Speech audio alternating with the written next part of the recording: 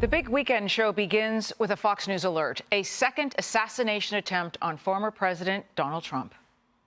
1:30 this afternoon, call came out, shots fired. That was called in by the Secret Service. In the bushes where this guy was is a AK-47 style rifle with a scope, 2 backpacks which were hung on the fence that had ceramic tile in them, and a GoPro. The Secret Service agent that was on the course did a fantastic job. What they do is they have an agent that jumps one hole ahead of time to where the president was at. And he was able to spot this rifle barrel sticking out of the fence and immediately engage that individual, at which time the individual took off. Tonight, former President Trump is safe and well after being targeted while golfing at the Trump International Golf Club. The suspected gunman's car was pulled over by Martin County Police, where he was taken into custody. Also found at the scene where shots were fired were weapons hanging on a fence. This comes just over 2 months after the former president survived a first assassination attempt during his rally in Butler, Pennsylvania. Joining us now to discuss, the host of Hannity, Sean Hannity. Sean, thank you so much for being here tonight, especially because you've been talking to the former president tonight and his family. How are they doing? Well, President Trump is fight Trump. I mean, it's interesting. I had gone to breakfast with Steve Witkoff. Steve Witkoff is a brilliant developer, businessman in Florida, a good friend of mine, good friend of the president's. We went to breakfast. He was trying to get me to go play golf with him. I really don't play a lot of golf. And I said, thank you, but I got work to do. And anyway, so he called me not long after this happened, and I spoke to him numerous times. I spoke to President Trump numerous times. And they both described pretty much the same scene. Steve probably gave me more details in terms of what was happening because he was the observer of the Secret Service that was on duty. He couldn't say enough in terms of praising them and the people around the president and how quickly they were to jump on him, get him in a very fast golf cart that was secure, and get him back to safety immediately. Then Steve followed. When Steve walked back into the clubhouse, he heard the president asking, where's Steve? Where's this person? Where's that person? And once the president was assured that everybody was safe, then he started joking, and he said, I was shooting an even round, and I had a birdie putt, and I really wish that I could have finished that hole. And that was how he handled it. But we've learned a lot since then, and I want to say this through the prism of so many members of my family, extended family, have been in law enforcement. My own parents connected to law enforcement in different capacities. And I love the Secret Service, and the guys that were there with the president were amazing. Steve Witkoff will explain all of this on my show tomorrow night.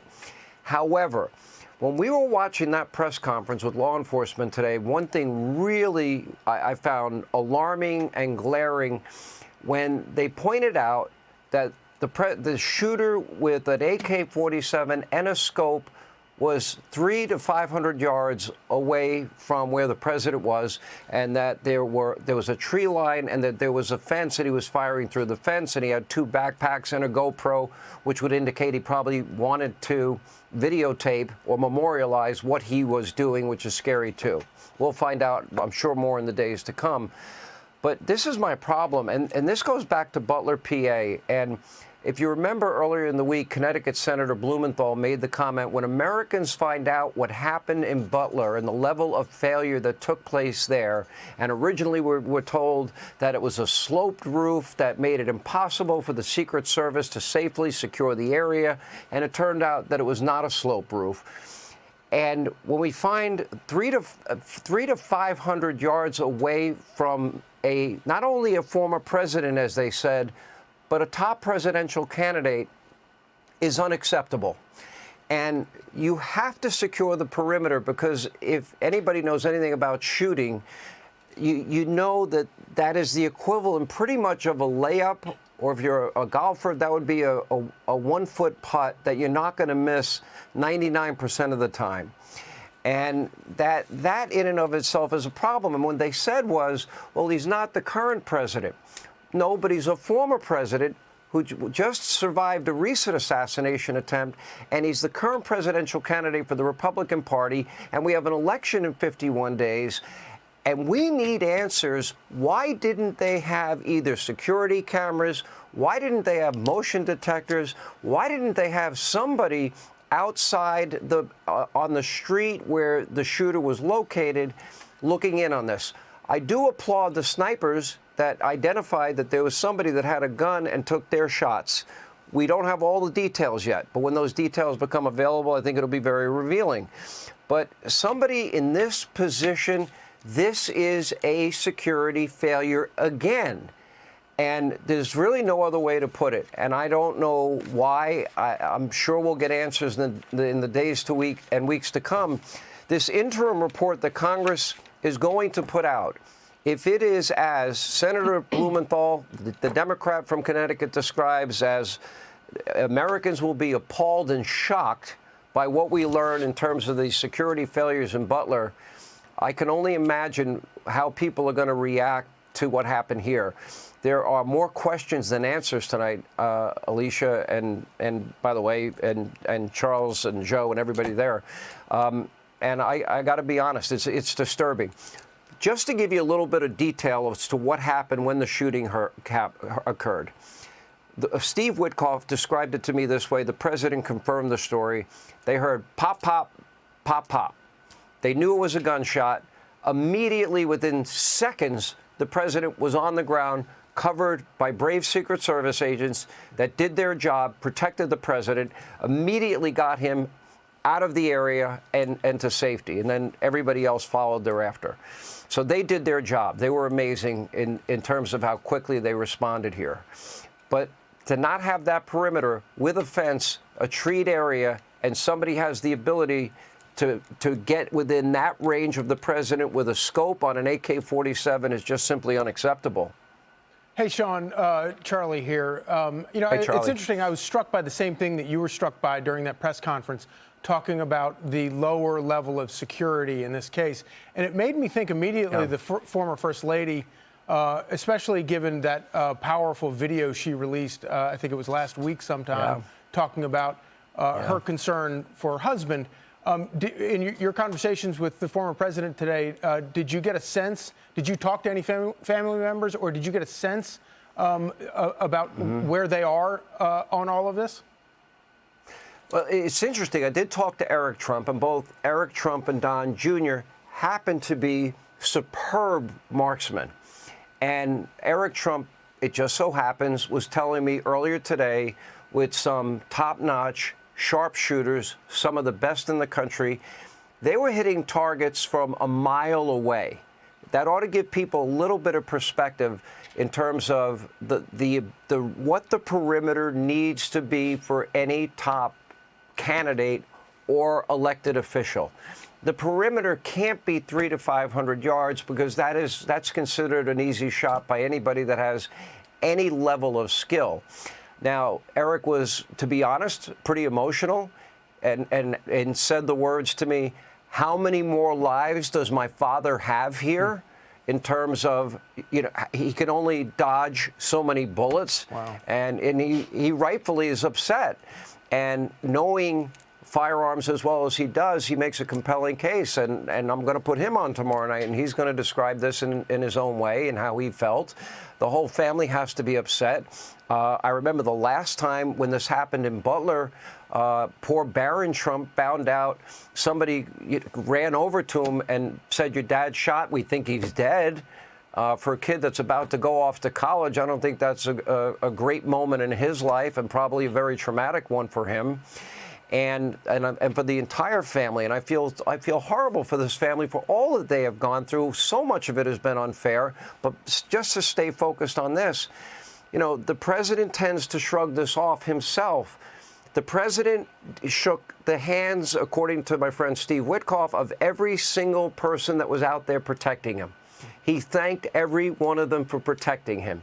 He was grateful to all of them. And that just happens to be the way it is. He happens to be. It's a side of him that I wish he would show more often to the American people. But that does not negate the question, Charlie, and I think we're tracking on this very important issue.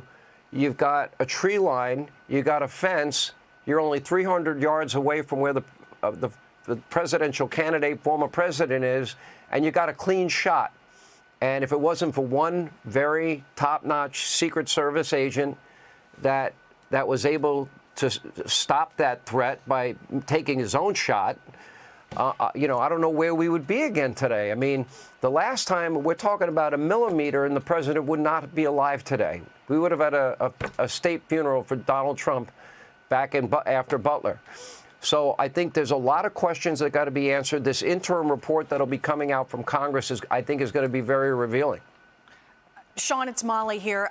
I'm having this remarkable deja vu because the last time I saw you in person, we were outside of Bedminster, outside of the golf club where he had just survived the prior assassination attempt. And now here we are in the same situation where it's remarkable that the former president is still alive. Remarkable that we're talking about security failures, the bravery, of course, of the people on the ground there, of the Secret Service agent that was one hole ahead and created where we are today. We're thankfully not holding a state funeral of types. Your thoughts on where this goes as we're still waiting for the first interim report to come out on the prior assassination attempt. Molly, on so many levels, you're so right. And I remember the conversation we had about this very topic. But if you think of the distance of 300 to 500 yards and the idea, regardless of what the resources are, if you don't have enough resources to cover outside of a tree-lined fenced area when the former presidential candidate is playing golf, that is a security vulnerability failure of a magnitude I can't even describe, especially in light of, I might add, the FBI director, Christopher Wray, the last 5 times he has been to Capitol Hill, and I've had my criticism of Director Wray, but the last 5 times he's been there, he has been clear, he has been unequivocal that the threat level in this country has never been greater than it is right now, and that it is coming from everywhere. So that would tell me we need more resources, not just for President Trump, but for the vice president, for the president, and any other high-ranking official or anybody that might have specific direct threats, or if they have direct intelligence about a specific threat. There's got to be a reevaluation here, especially after these 2 incidents, and we've got to get to the bottom of why these security failures keep happening. One of the things that really bothered me about Butler, again, go back to what we were first told. We were told, well, the reason we didn't have officials or snipers on the roof was because it was a sloped roof. Well, there was an adjacent building with a greater pitched sloped roof, and they did have snipers on that roof. And this was pretty much, I would describe it as a roof without a slope. And I say that as somebody that knows a little bit about a sloped roof because I fell off a roof 3 stories when I was in construction many years ago and broke up my face and busted up my arm. And I always say to people, I woke up after hitting my head and I was a conservative. It knocked some sense into me. Trying to be funny, not really. But there's nothing funny about what's going on here. The security threat is real. And one of the things that really has troubled me about the Harris-Biden administration, without trying to get too political, the fact that we have allowed in 11 million unvetted illegal immigrants into this country. We have dozens of Americans we know that have been murdered and raped and victims of violent crime. And the worst part is we know we have known terrorists in the country. I've been saying this on my radio show and right here on this news channel, on my TV show, that it is not a matter of if, it is a matter of when. But I pray to God that I'm wrong, that those terrorists that we know are in the country, and the Biden administration will not release the names of the countries that they know that they are from. Fox News Digital has been requesting that for a long time. But they are here, and I believe that they are plotting and planning and scheming their next 9/11 or worse on this country. And it is the greatest national security threat we face, and all of it was preventable, and that bothers me a lot. Sean, it's Joe Concha. We're 9 weeks and Hey, one Joe. day since Donald Trump nearly lost his life by a millimeter in Butler, Pennsylvania. Right. He turned his head towards that screen to read a chart. If he doesn't do that, he was killed, right? And now here we are, Right. 64 days later, and the president nearly loses his life again. What really bothered me about what happened then was how quickly the media did not talk about that story, did not talk about the suspect. Within like 2 weeks, before we knew it, it's as if it never happened. Does this happen here again? Because we cannot create a new normal around a president nearly being assassinated, but yet that's what happened last time. Do you think this happens again here? Well, Joe, your media analysis is always spot on, and I think you're right about this in more ways than you may know. You're right. It kind of got pushed to the side, and we've kind of been ignoring all of that. And what really bothered me, if we have unfortunately, sadly, tragically covered too many school shootings over the course of our careers, all of us on this program tonight. And when you think about most of those school shootings, we know within hours who the person is.